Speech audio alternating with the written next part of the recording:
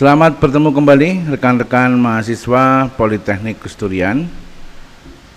Pada kesempatan ini kita bertemu dalam kuliah akuntansi keuangan untuk program studi kebijakan dan manajemen pajak semester 3. Pada pertemuan sesi pertama ini kita akan membahas secara umum akuntansi keuangan dari mulai pengertian, fungsi, dan lain sebagainya. Baiklah, kita mulai kuliah kita.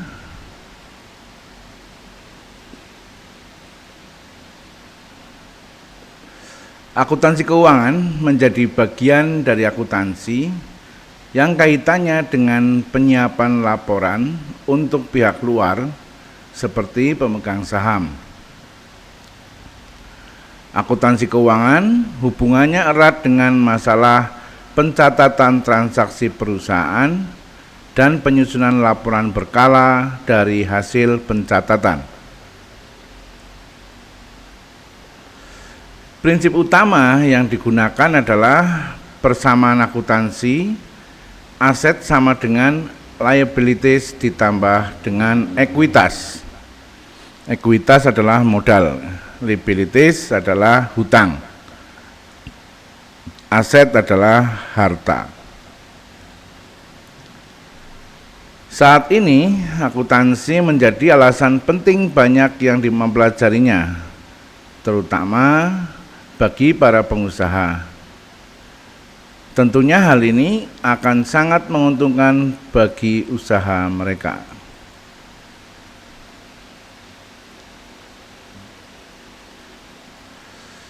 Kemudian pengertian akuntansi keuangan menurut para ahli, yang pertama menurut Keyso-Weygand, ya, Keyso dan Weygand tahun 2000.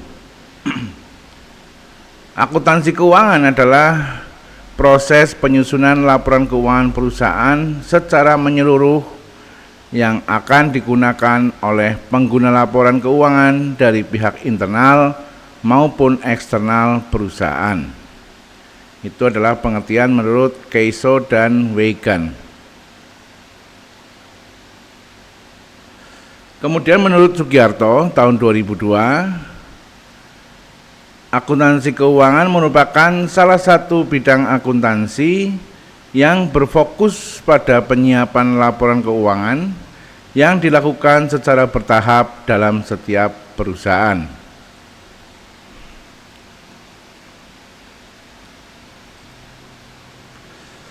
Masih menurut Sugiarto, laporan ini menjadi bentuk tanggung jawab atau bentuk pertanggungjawaban pihak manajemen kepada para pemegang saham dan investor. Persamaan akuntansi yang diterapkan mengacu pada standar akuntansi keuangan atau SAK, yaitu aset sama dengan ekuitas plus liabilities.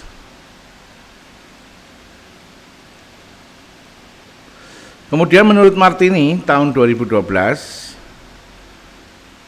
akuntansi keuangan memiliki orientasi pada pelaporan dari pihak eksternal. Dengan banyaknya pihak eksternal yang mempunyai tujuan mendetail kepada masing-masing pihak, membuat pihak pembuat laporan keuangan berpatokan pada prinsip dan asumsi-asumsi dalam proses pembuatan laporan keuangan.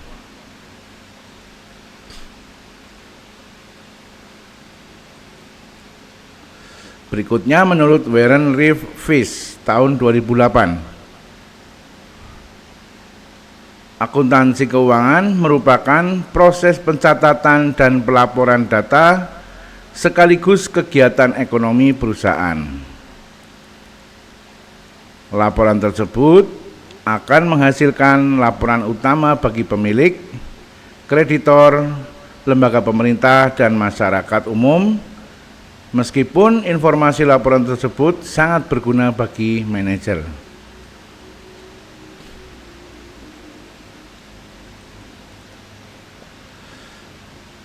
Berikutnya menurut Yogianto tahun 97, akuntansi keuangan adalah penyediaan informasi yang relevan terkait dengan laporan-laporan berkala berupa income statement, balance sheet, retained earning, laporan perubahan modal dari pihak internal dan eksternal perusahaan sebagai bahan pertimbangan dalam pengambilan keputusan manajemen. Income statement ini lebih dikenal dengan istilahnya laporan rugi laba ya. Kemudian balance sheet ini adalah neraca. Retained earning ini adalah semacam laporan penerimaan kas. Kemudian laporan perubahan modal ini adalah yang laporan-laporan yang pokok yang perlu dibuat oleh akuntansi keuangan.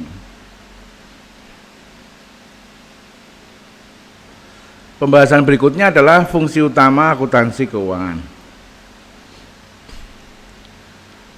Akuntansi keuangan mempunyai fungsi utama, yaitu memberikan informasi terkait dengan kondisi keuangan suatu perusahaan.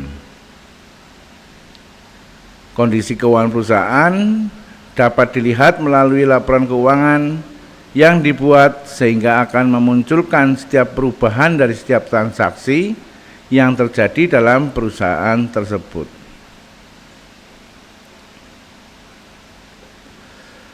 Dengan demikian, informasi keuangan suatu perusahaan akan sangat berguna sebagai pengambilan keputusan pihak manajemen yang dapat mempengaruhi keadaan perusahaan ke depannya.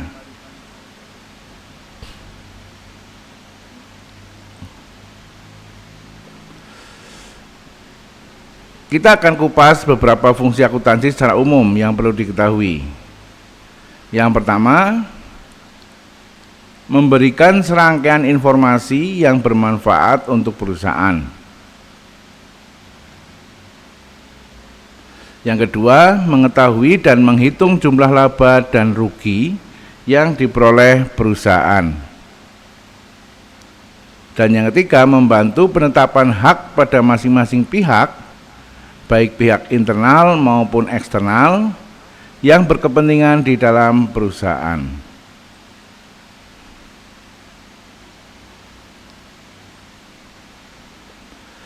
Berikutnya yang keempat adalah mengawasi dan mengendalikan segala aktivitas yang berkaitan dengan perusahaan. Dan fungsi yang kelima, membantu mencapai target perusahaan seperti yang telah ditentukan atau telah direncanakan.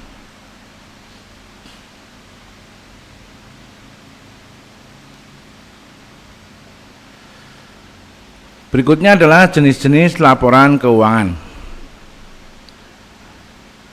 Dalam sebuah perusahaan, laporan keuangan menjadi informasi penting mengenai keadaan keuangan yang digunakan untuk melihat kinerja perusahaan dalam periode tertentu. Dengan menyusun laporan keuangan, akan memberikan data aktual yang akan memudahkan perkembangan suatu perusahaan. Berikut adalah jenis-jenis laporan keuangan yang dapat dipelajari dan diterapkan terhadap perusahaan.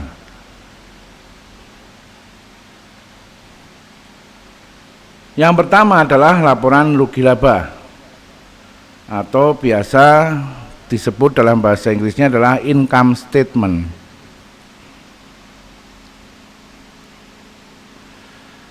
Laporan laba rugi merupakan bagian dari laporan keuangan suatu perusahaan dalam jangka periode akuntansi tertentu. Pada laporan ini akan dijabarkan terkait unsur-unsur pendapatan dan beban perusahaan yang nantinya akan menghasilkan laba dan rugi. Selain itu, laporan laba rugi bertujuan untuk mengetahui besarnya keuntungan maupun kerugian yang dihasilkan oleh suatu perusahaan tersebut. Laporan laba rugi juga digunakan untuk menghitung estimasi pajak yang harus dibayarkan oleh perusahaan.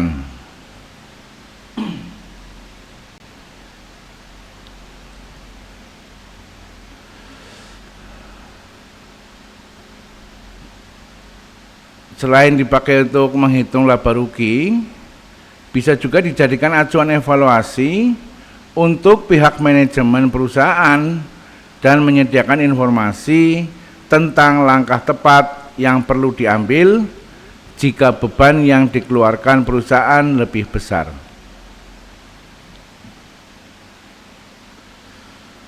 Umumnya, laporan laba rugi ini terdiri dari dua bentuk, yaitu bentuk yang pertama adalah bentuk single step. Pada bentuk single step, penerapan alur dan pengelompokan akun lebih mudah untuk dilakukan. Hal ini karena pada laporan laba rugi, pendapatan dan keuntungan berada di awal laporan.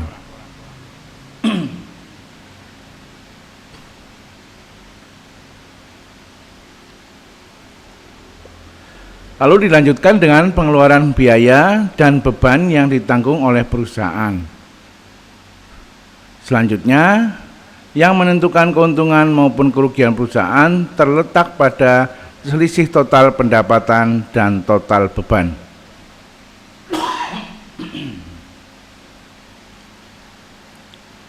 Model yang kedua adalah multiple step. Sedangkan pada laporan laba rugi multiple step atau multi step, transaksi operasional dan non operasional harus dipisahkan sekaligus melakukan perbandingan pada biaya dan beban dengan pendapatan yang terkait. Bentuk laporan juga memperlihatkan perbedaan antara aktivitas biasa dan aktivitas insidentil pada laba operasional.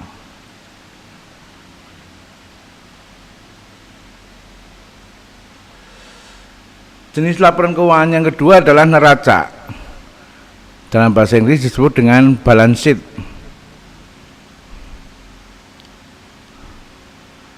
Jenis laporan neraca terdiri dari daftar sistematis aktiva atau aset atau harta, kemudian utang atau liabilities, dan modal atau ekuitas dalam periode waktu tertentu. Neraca biasanya terdiri dari dua bentuk, yaitu bentuk skontro atau horizontal, ini disebut dengan account form, dan bentuk staple atau vertikal, disebut dengan report form. Secara umum, laporan keuangan neraca bertujuan untuk menunjukkan kondisi, posisi, dan informasi keuangan selama periode tertentu.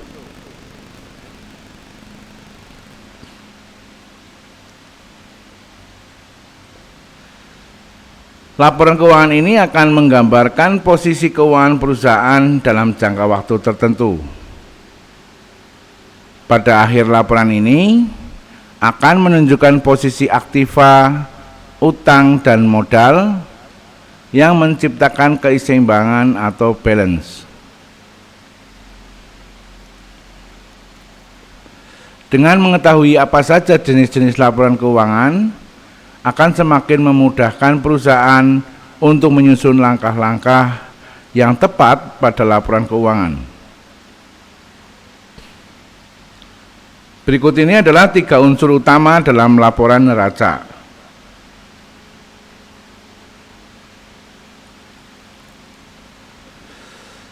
Unsur yang pertama adalah aset atau harta.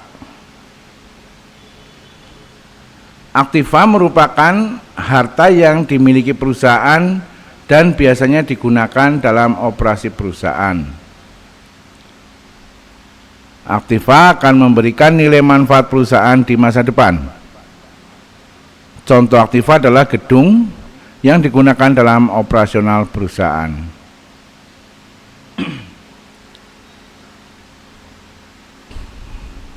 Kemudian komponen yang kedua adalah liabilities atau hutang. Liabilities merupakan utang yang wajib dilunasi selama periode tertentu.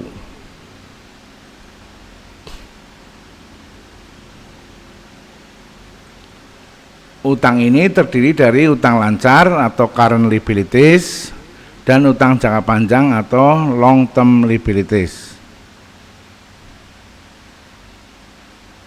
Liabilities juga disebut sebagai kebalikan dari aset. Jika aset merupakan kepemilikan harta, sedangkan liabilities adalah kewajiban. Elemen ketiga dalam neraca atau balance sheet adalah ekuitas. Ekuitas atau modal adalah harta kekayaan yang dimiliki perusahaan. Ekuitas juga kepemilikan atas hak aktiva perusahaan, di mana kekayaan bersih yang diperoleh dari jumlah aktiva dikurangi dengan kewajiban.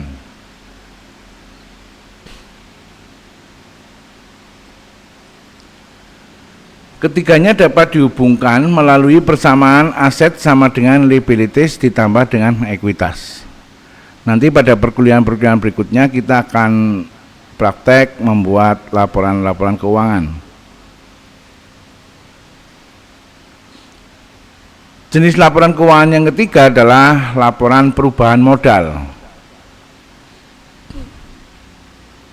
Laporan perubahan modal merupakan laporan keuangan yang dibuat untuk menunjukkan perubahan, peningkatan, dan penurunan aktiva dalam periode waktu tertentu.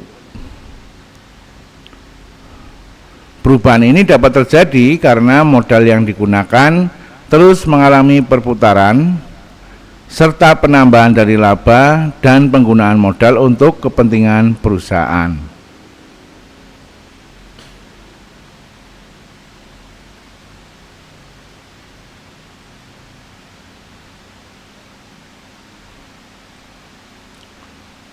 Unsur-unsur dalam perubahan atau dari laporan perubahan modal adalah yang pertama modal awal, kemudian ada laba rugi, ada prive. Prive ini adalah pengambilan modal oleh pemilik perusahaan.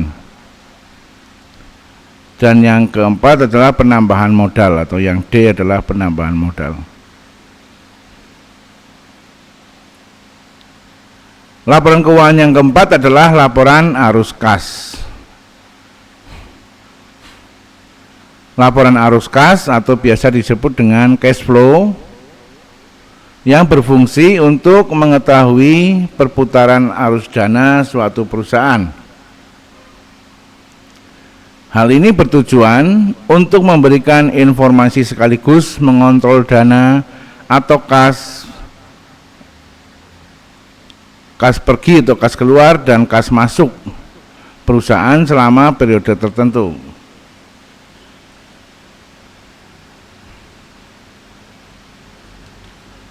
Laporan arus kas atau arus kas masuk atau cash inflow dapat dilihat dari hasil kegiatan operasional dan kas yang didapatkan dari pendanaan atau pinjaman.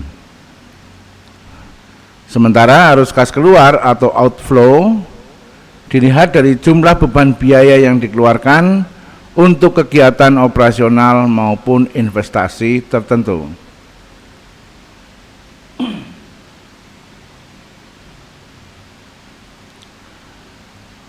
Pembahasan berikutnya adalah mengenai tahapan dalam pembelajaran akuntansi keuangan.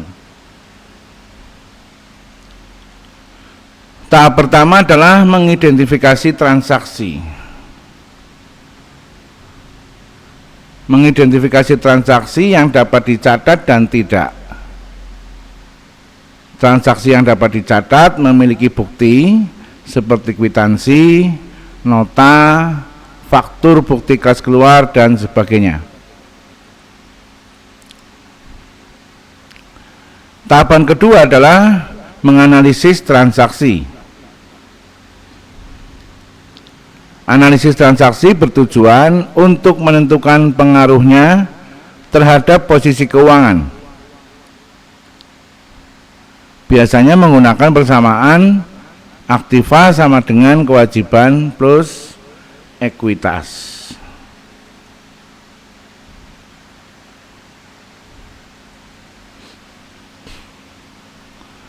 Tahapan ketiga adalah mencatat transaksi pada jurnal. Jurnal merupakan catatan yang berisi kronologis transaksi-transaksi dalam periode akuntansi. Proses ini disebut dengan penjurnalan yang terdiri dari jurnal umum dan khusus. Yang keempat adalah tahapan keempat, memindahkan jurnal ke buku besar. Transaksi yang sudah dicatat dalam jurnal selanjutnya memindahkan catatan ke buku besar. Buku besar adalah sekumpulan rekening pembukuan yang digunakan untuk mencatat informasi aktiva.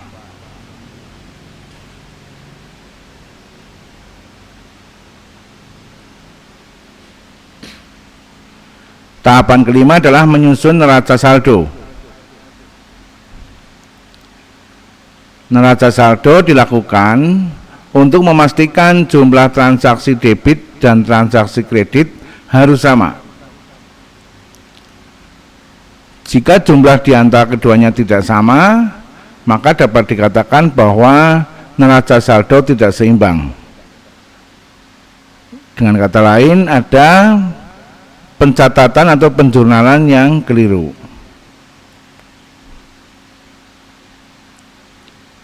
Tahapan keenam adalah membuat jurnal penyesuaian.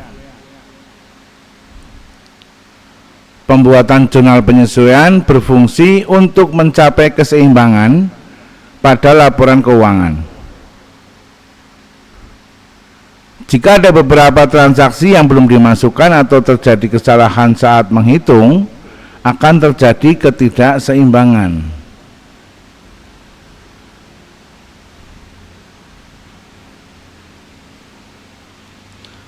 Tahapan ketujuh, membuat neraca saldo setelah penyesuaian.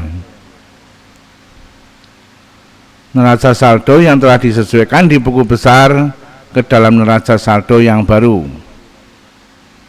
Proses ini harus menunjukkan saldo pada kelompok aktiva dan pasiva harus seimbang.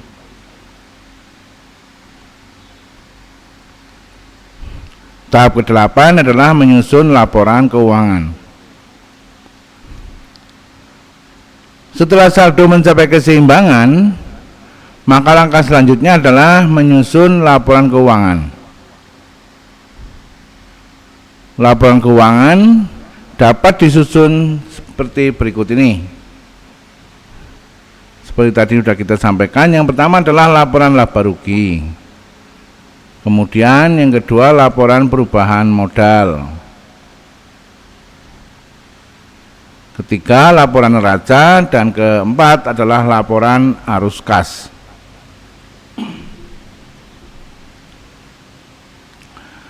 Tahapan ke-9 adalah menyusun jurnal penutup. Jurnal penutup hanya disusun pada akhir periode akuntansi saja. Jadi biasanya dibuat di akhir tahun. Akumulasi pendapatan dan biaya dilaporkan pada periode akhir. Hal ini bertujuan agar akun pendapatan dan biaya tidak tercampur pada periode selanjutnya. Artinya akun pendapatan dan biaya pada awal tahun akuntansi berikutnya adalah dimulai dari nol kembali. Tahap yang ke-10 adalah membuat penyesuaian kembali. Dengan membuat penyesuaian kembali bertujuan untuk memastikan semua akun pendapatan dan biaya telah ditutup serta memastikan saldo neraca sudah seimbang untuk melanjutkan pembukuan buku periode baru.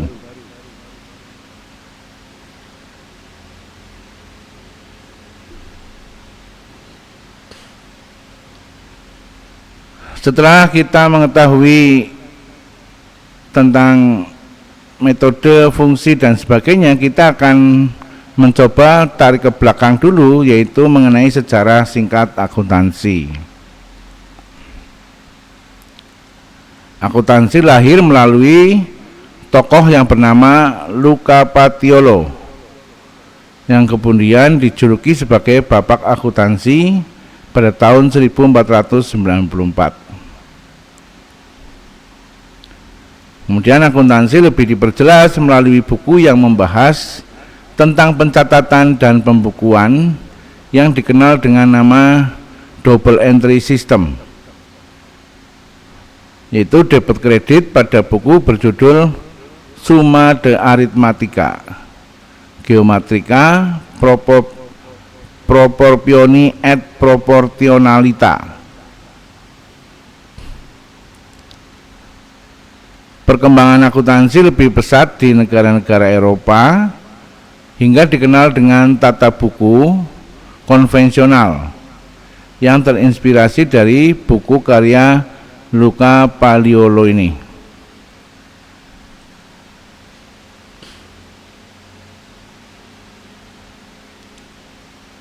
Pada awal tata buku hanya satu, yaitu tata buku tunggal.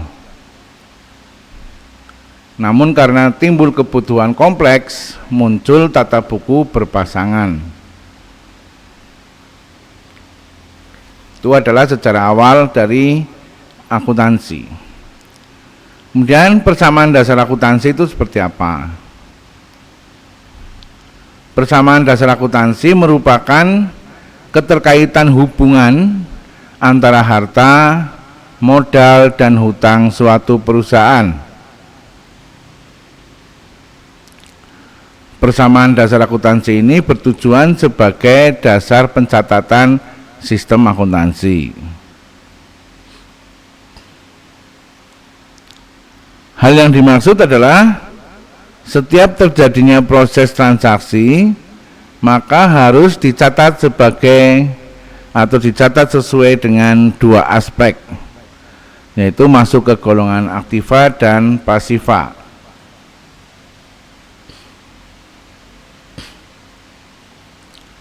Maka dari itu, pengertian persamaan dasar akuntansi adalah keseimbangan antara sisi aktiva dan pasiva yang harus selalu dipertahankan akibat dari perubahan transaksi keuangan.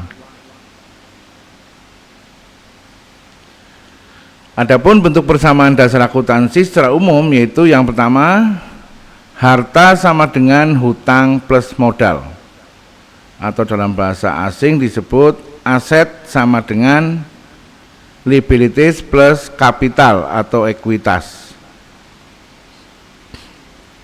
Kemudian hutang sama dengan harta dikurangi modal, dan modal sama dengan harta minus hutang. Kemudian harta plus beban atau biaya sama dengan hutang ditambah modal ditambah pendapatan. Itu adalah persamaan dasar akuntansi yang harus teman-teman ingat betul dan pahami betul supaya dalam proses berikutnya kita tidak menjadi bingung.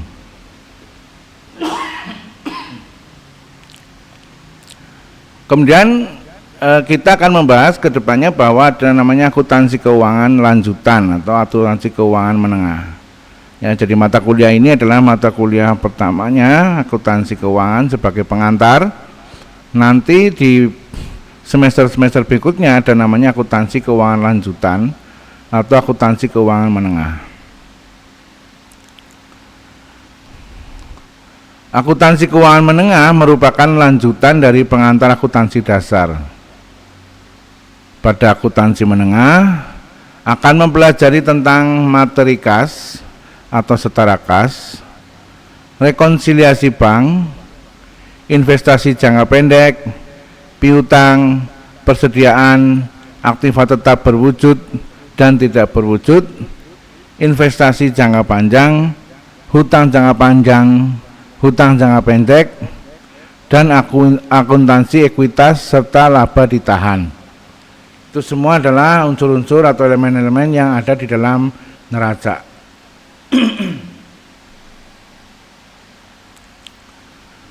Akuntansi keuangan lanjutan merupakan akuntansi yang membahas tentang penyusunan laporan keuangan konsolidasi atau tentang penyusunan laporan keuangan konsolidasi sebagai implikasi kepemilikan dan pengendalian dari investasi perusahaan. Pada akuntansi keuangan lanjutan lebih memberikan pemahaman terkait konsep kombinasi bisnis, perlakuan akuntansi pada investasi di instrumen ekuitas, pembuatan jurnal eliminasi, serta penyusunan laporan konsolidasi berdasarkan standar akuntansi keuangan.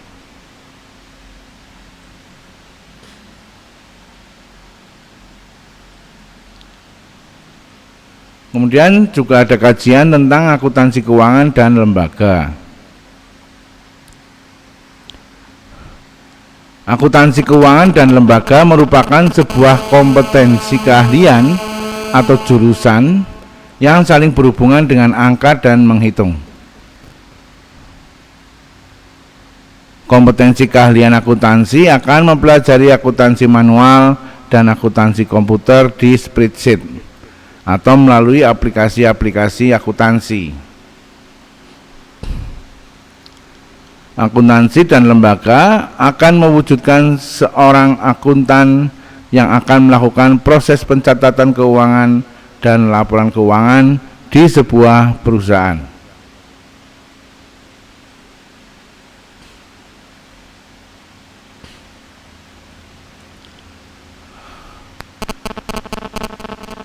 Ada lagi cabang akuntansi keuangan berikutnya adalah akuntansi keuangan daerah.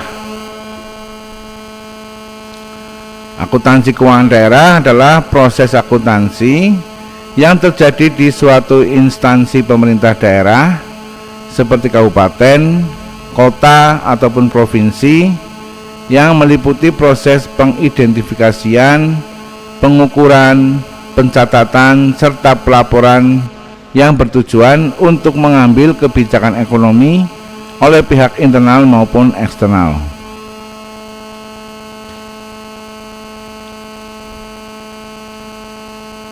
Output akuntansi keuangan daerah. Dalam pelaksanaan proses identifikasi, pengukuran transaksi ekonomi harus dinyatakan dalam nilai mata uang rupiah. Pencatatan transaksi dan pengolahan data tentunya membutuhkan berbagai informasi penting.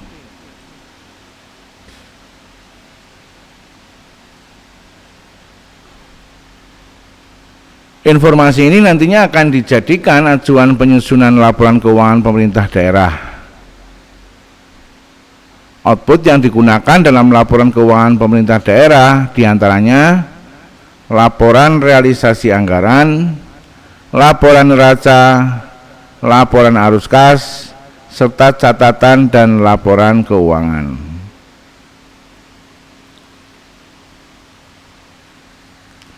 Berikutnya adalah siklus akuntansi keuangan daerah.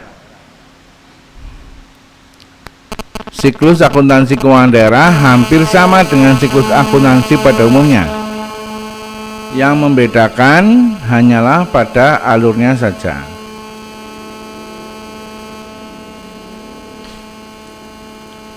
Alur pada akuntansi keuangan daerah setelah penyusunan neraca saldo, setelah penyesuaian maka dapat langsung dibuat laporan perhitungan APBD atau anggaran pembelanjaan, anggaran pendapatan dan belanja daerah.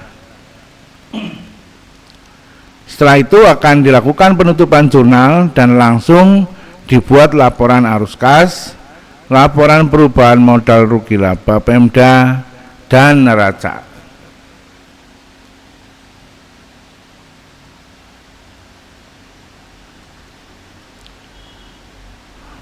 Pembahasan terakhir dalam sesi ini adalah standarisasi akuntansi keuangan. Penyusunan laporan keuangan pada akuntansi sebaiknya menggunakan prinsip dasar akuntansi yang berlaku atau sesuai dengan pernyataan standar akuntansi keuangan atau PSAK. Ya, pernyataan standar akuntansi keuangan. Peraturan tersebut berisi tentang standar pencatatan, penyusunan dan penyajian laporan keuangan dengan mengacu pada teori mendalam dari Lembaga Ikatan Akuntansi Indonesia atau IAI.